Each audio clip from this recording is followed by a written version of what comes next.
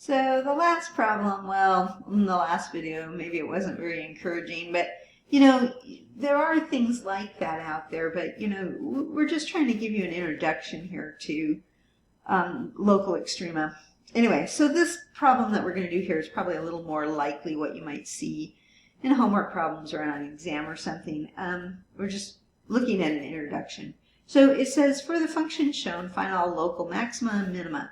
Okay, so we're saying, where are the highs and the lows? Well, there's only one maximum right here.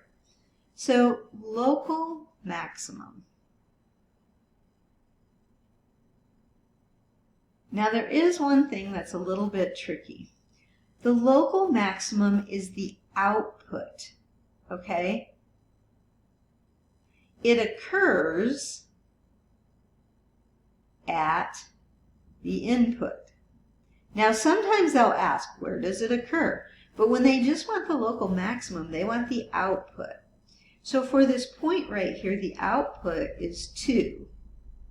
That is the local maximum. Local maximum, 2. It's the only one, and there it is.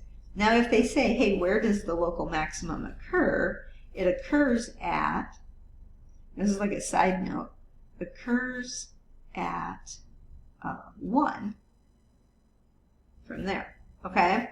So just so that you know, when you're talking about the maximum, we're talking about the maximum output, or the minimum, we're talking about the minimum output.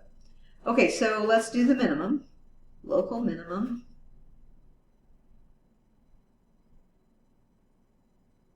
Well, that says minimum. Okay, just pretend. Okay, local minimum. So how low does it go? Well, -2, that's the local minimum. That's the output, right? And it occurs at -1. Now, they might not ask where it occurs, but, you know, they could. Sometimes they do. All right. So, but if they just say, hey, what's the local maximum? In this case, it's 2. What's the local minimum? It was -2.